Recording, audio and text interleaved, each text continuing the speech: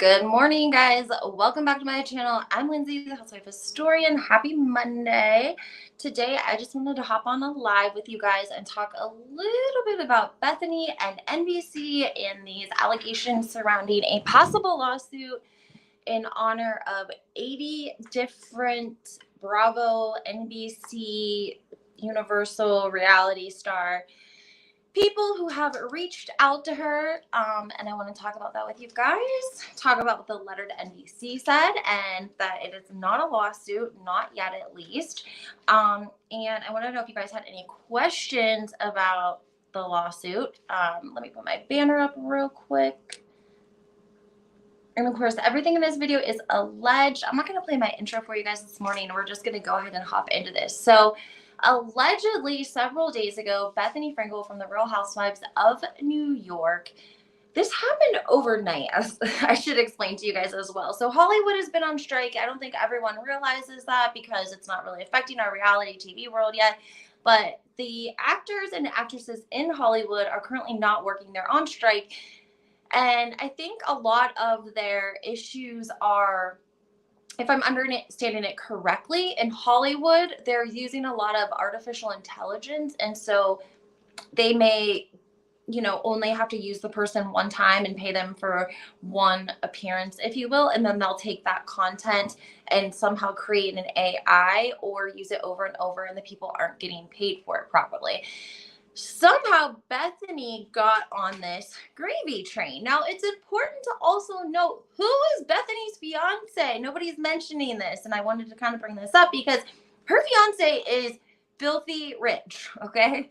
He seems like a really good guy. They've been dating on and off for a couple of years, but he is big time in the film industry, like big time in the film industry, and I can't help but wonder if he has sort of sparked this fire in her or activated her into being, spearheading this a movement that started basically overnight about reality stars being like the D and F list celebrities, like compared to Hollywood. And Bethenny saying that like they're just getting stomped on, even though they are like the work mules of the industry, and people like Raquel or Rachel shouldn't be able to go on Vanderpump Rules and make a terrible drunken mistake and then it play over and over and over on Bravo and them not get paid for it. That's reasonable. If your stuff is airing, of course there's like contracts and such with royalties and all of that stuff. But here is the thing, okay? And this is what's okay, Bethenny. Yes, maybe like 5 years ago, 10 years ago, people didn't maybe know what they were getting into when they signed up for Bravo reality TV, right? Like, let's talk about the first couple of seasons of Orange County, right? Did those ladies know what they were signing for? Absolutely not. But nothing was even created to even know what it would eventually become, right? Number one. And number two, Bethenny has been caught supporting producers when other women have spoken out against Bravo and NBC. So this is confusing for people because they're starting to pull up tweets, they're starting to pull up articles about times when other ladies that were Real Housewives are no longer Real Housewives, and they talk about situations where they felt forced to drink, yada, yada, yada, and Bethenny comes out in defense of the network. Now, we kind of know that Bethenny has sort of been the poster child for the Housewives when she was on the Housewives. She was very close to Andy, and a lot of people are just trying to speculate what's going on here because overnight, Bethenny basically spearheaded a movement in the reality TV world to take reality TV stars and go to the network and demand a union, demand medical and dental, demand money for every time their show is replayed.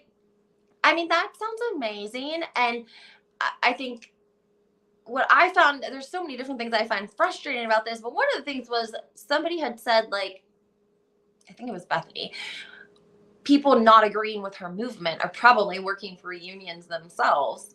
And I was thinking to myself, like, actually, the only people that I really know of in like my area that are union people are my sister, because she's a teacher, and like the police and firemen, right? And it turns into a situation where it's like, again, are we as viewers and fans supposed to feel bad for the people that are, maybe their salary is not $1 million in 1 year, but they're millionaires because of Bravo. If they didn't make it the first year, if you take their salary first year and second year and combine it, plus endorsements, plus all the other, endeavors that they make money in, it is unfortunate and it is unbelievable for Bethenny to come to fans and viewers and think that read your audience. The genre of people that watch The Real Housewives, a lot of stay-at-home moms, a lot of single moms that work. Of course, there's more to it than that, but I just know from experience and the messages and stuff, everyone right now is sort of struggling. If you haven't watched the news lately, everyone's pretty much struggling except for really high class, high salary people like Bethenny and her fiance. And so it's hard for us as average folks, peasants, if you will, to look and be like, oh yeah, you're right. You should make more like 750,000 instead of 600,000 because you're not getting dental and medical. I don't know. I'm just saying, I think that could be part of the problem. And then you have situations where if you read the list of the 80 people who are allegedly involved, people like Heidi Montag was on the list allegedly. Chrissy Teigen, I literally almost threw up in my mouth. I think I had to swallow it a little bit because I'm like, Chrissy Teigen, I thought you allegedly cyberbullied people and told that young girl to go unalive her. I thought you were canceled for cyberbullying. Am I wrong here? Should she be sued for all the people that she's cyberbullied? I just found that a little confusing. I'm not really a big Chrissy fan. That's just me.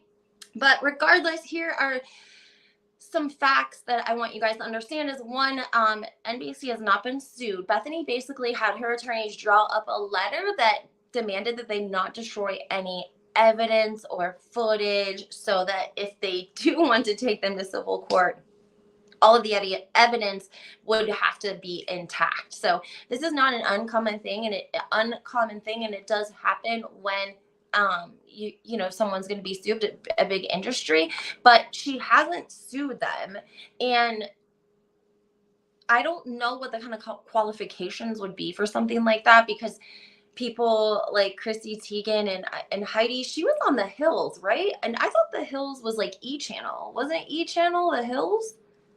Correct me if I'm wrong. Do you guys remember the show The Hills? It was like Laguna Beach, right after Laguna Beach, and I thought it was like MTV or E Entertainment. Because see, what we didn't realize, guys, is Brody Jenner was on TV way before the Kardashians.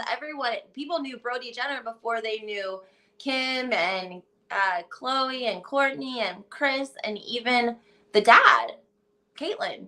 So I always find that funny that we've been watching Brody Jenner all of these years prior to the Kardashians and had no idea that they were stepbrothers and stepsisters. Who really knew that, right? That's kind of strange. Anyways, Bethenny also spoke about the fact somebody said, well, what about the Kardashians? And Bethenny's response was, because they own a portion of their show, they can control where it is aired, and when it's aired, they, make a profit off of it. So my question is, can't we just come up with a clause that we can add to the reality TV stars' contracts that says they get paid whatever a certain rate or whatever it would be, royalties, if the network decides to re-air their seasons? That seems reasonable, but do we need to go to court, get all these people together, put together a lawsuit, go to press and fans and all these other people and want their support? Yesterday, guys, here was another thing. She did 2 videos that she quickly posted and then deleted. And I saw them on it's at Celeb Fail on TikTok.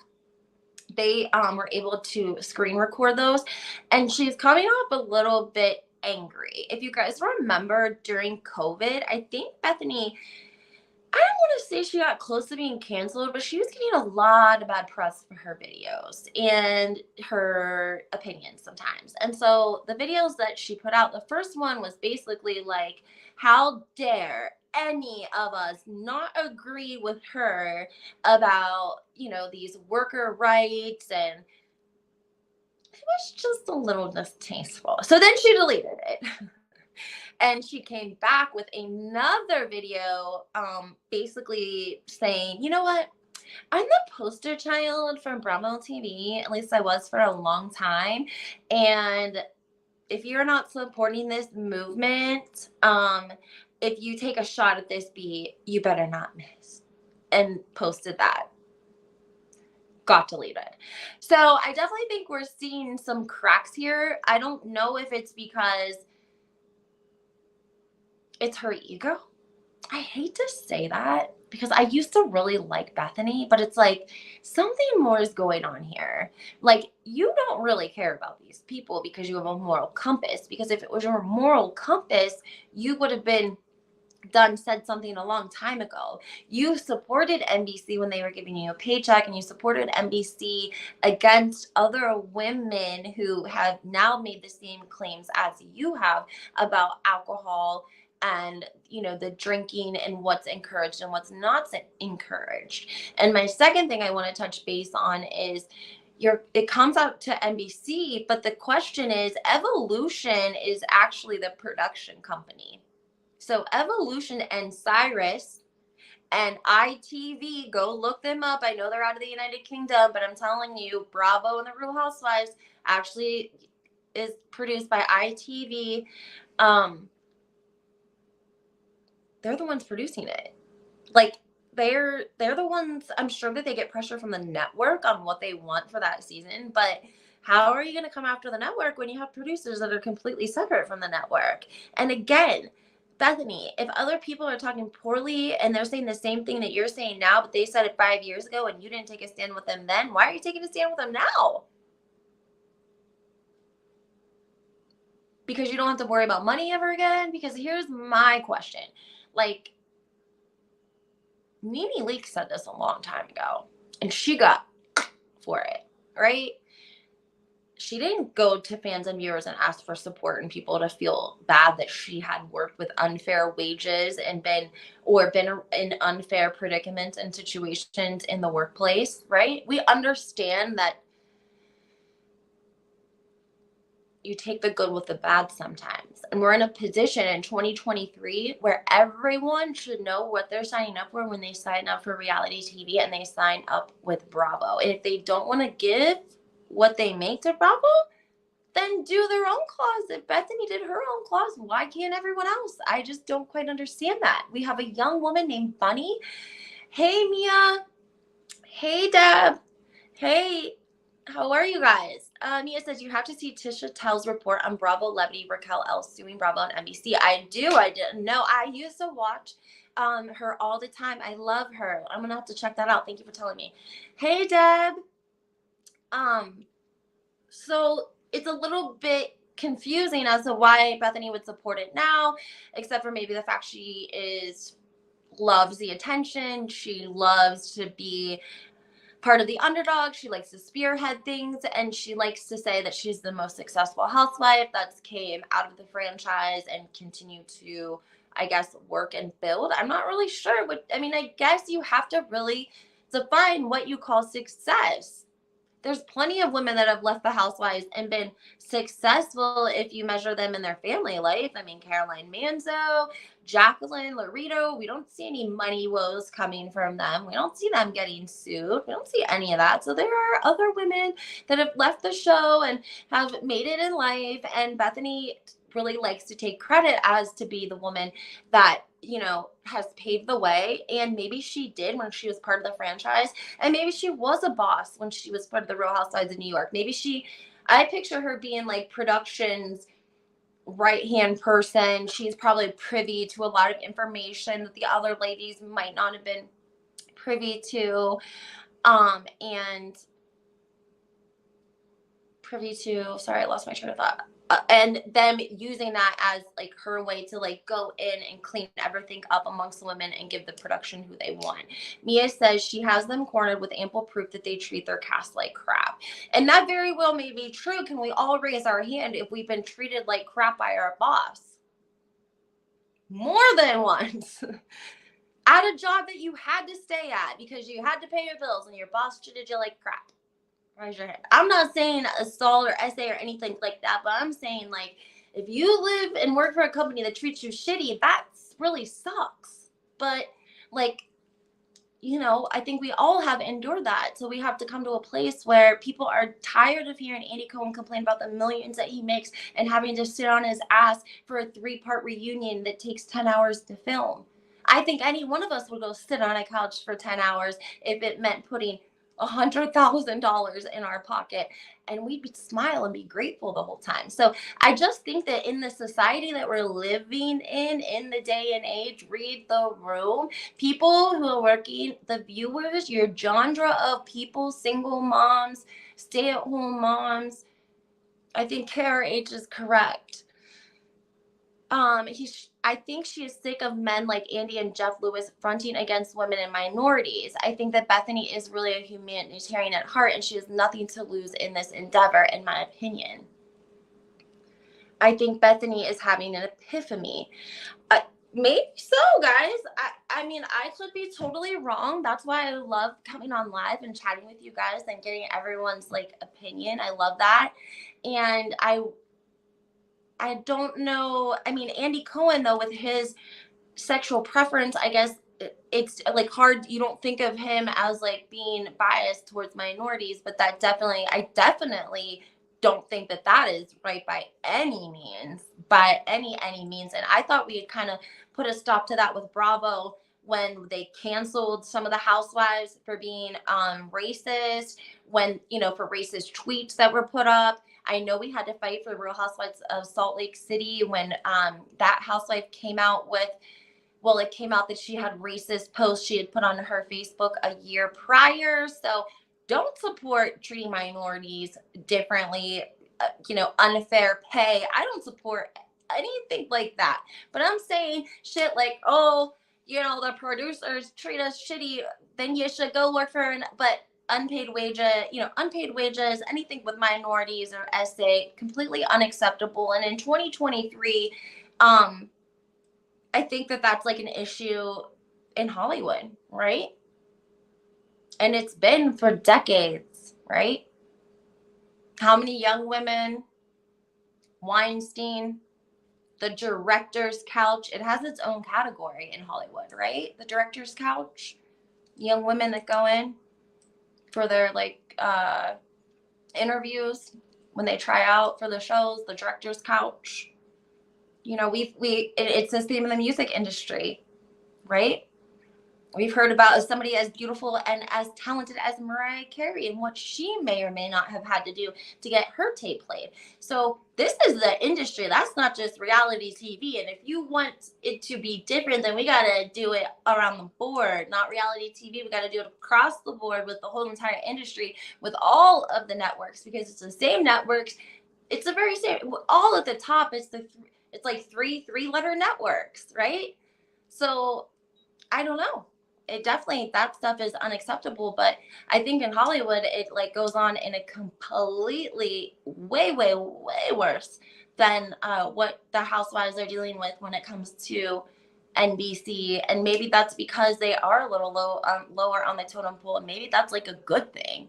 I also though want to remind you guys that Fallon from the Real Housewives of Atlanta, who was married to Simon Gobadia, who is now married to Portia Williams, who was also in the Real Housewives of Atlanta, she did 1 year, and she said that it was terrible.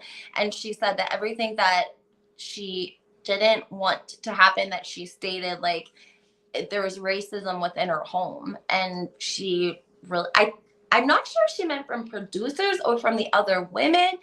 Regardless, she experienced it. Nene also said that she experienced it during, you know, Bravo, her years at Bravo. So that's completely unacceptable.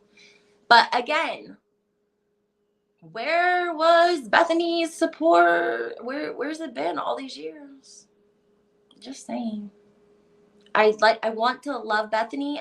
Like I said, I really love that she went in when Puerto Rico had that hurricane and she was doing a lot of work and getting her hands dirty.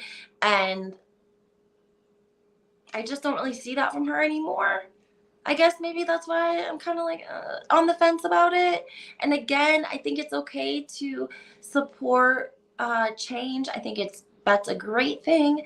But I also, again, and I've said this isn't just about Bethenny. We've said this about Andy. We've said this about a lot. We don't want to hear you complaining about filming to, a working class of people that are struggling. I mean, who Andy Slip has been showing on reunions. He's too busy, disconnected, and he's overrated. His favorites are always mean, like Tamrat. How has Joey gotten away with his abuse? Okay, I feel like, Deb, you kind of understand what I'm saying. I'm trying to make the point that, like, there's also way worse things going on in Bravo with the housewives than what we kind of are hearing, right? Because if we're gonna hold the network to a certain standard, well, guess what? Then we gotta hold our caster a certain standard, right?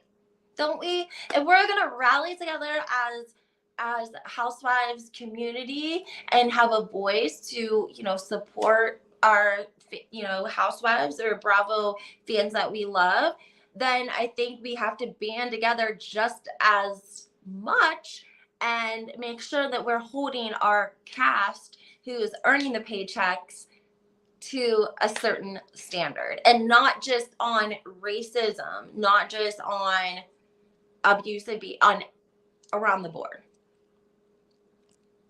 And also, I just had wanted to tell you guys, I just wanted to tell you guys, it wasn't a lawsuit. I'm sorry to go off on a tangent about Bethenny, but like I said, I love to do lives with you guys. It's great because then it gives us a chance to talk back and forth, and people make such great points. And Mia, I love you. You always make a great point. Bethenny is promoting her RHW University. Maybe that's why she's leading the crusades of Real Housewives. I love that. But I'm the housewife historian, so I'm actually the one teaching the classes. Thank you. I was thinking like we should write a book, for the new housewife, like etiquette. So funny. Also, guys, I just wanted to quickly touch base on a couple other things making their rounds on the internet today. Real Housewives of Atlanta had a new episode. Did you guys watch? Make sure you guys comment and let me know. Did you watch Real Housewives of New York? I did. Bryn was on Watch What Happens Live last night, as well as Marlo. But Bryn really, if you guys aren't watching New York, maybe check out last night's episode. You might like it. She was really upfront and very authentic and very, very vulnerable. But I do think that producers were in the background encouraging her, wanting her to share her story about her childhood. And this is a disclaimer for anyone who hasn't watched Real Housewives of New York yet for this week. She shares about her childhood, and she shares about being raised by her white grandma and how her mother was like very young when she had her, and her father was, she says, Black. I don't know if African American is a better term. And she talks about the struggles of being raised in like not little old, but like Midwest Indiana. And just, it was very touching. And the other ladies looked shocked. And I was surprised that they looked shocked. I mean, she said her parents basically were drug addicts, and that she had a brother and a sister, two brothers, and that the white grandmother, raised all three of them, and that her parents, they were on likely drugs, and she would be in a soiled diaper for days, and those sort of things. And the women, especially Erin, looked shocked. And to me, I'm like, This is the stuff I hear every single day. Like, I am so glad that she is able to go on there and talk about her struggles, because I deal with women who are, that's my job, that are reintegrating back into society, who have mental health and or addiction issues or dual diagnosis. And I hear this all the time. Like, these are real stories, and these things happen to people, and it happens so much more than anyone realizes. Like, I think at any given point, anyone could go out into their community and go to the grocery store and find someone who may have experienced something like that. I'm liking the Real Housewives of New York cast. Who's leaving? What's her name? I like the cast. So Brynn is the one I'm speaking of. She's not leaving. She's went on Watch What Happens Live, but she did she told about her personal experience in life, that what her childhood was like growing up as like a mixed child in a predominantly white school with a white grandmother who was raising her 3 mixed grandchildren, and she just didn't know. She didn't know how to do her hair. She was embarrassed sometimes because she would go to an all white school, and it was very touching, very, very touching, but also super vulnerable and authentic. And I think it's really going to higher the standard for housewives coming in. And I loved it. I think she is so beautiful, so strong, so amazing. I love that she told her story. The other ladies, I hope that they rally around her and give her some support. It seems like Erin is much kind of like motherly. Erin comes from a good family. You can tell, her mother and father were in real estate. So she grew up, got into real estate, started her career right away. That's such an advantage. People don't understand. If you spoil your 20s, because we reap what we sow, right? Start building in your 30s, it makes a difference, right? So she came out of school ready, or she came out of high school ready, prepared, already knowing what she wanted to do with her future. She already had 2 hands in the door from her parents. She got a real estate license, started doing her thing, and then got into like the construction and the design of the building. And now look at her and her husband. They're killing it. They're millionaires, right? So Erin was set up that way. It was set up very, not that she didn't work hard, right? But it was just set up for her to kind of that to happen. But when you have someone like Brynn, who doesn't necessarily have that sort of dynamic or that generational thing, she had to kind of find her own way. And I think that's why Lisa Vanderpump and Pandora probably took a liking to her. Now that I heard her story, it makes much, much, much, much more sense to me why she was staying at Lisa Vanderpump's for a while when she was in LA and getting in her feet. And she is found a way to like mask her pain, and sometimes when people are in pain, it comes off as anger, right? We know that some people that like hurt people, right?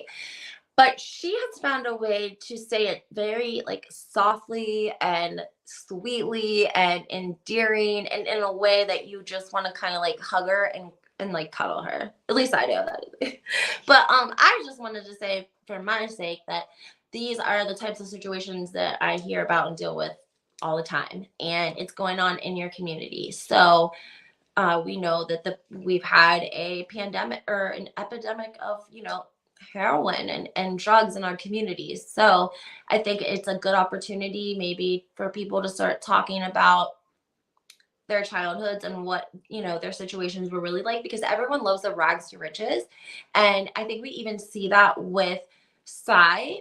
She's talked several times about her childhood growing up in the projects, being on food stamps and that sort of thing. And I just don't think I don't think I've ever heard of another housewife say like that they were on food stamps as a child. If you remember, raise your comment, but I don't think so. Most of them try to put on, most of them. Honestly, I think they like go grab like friends and family, like The Bachelor when they do the home visits and such. I think that they like fake their family half the time, but that's just my opinion.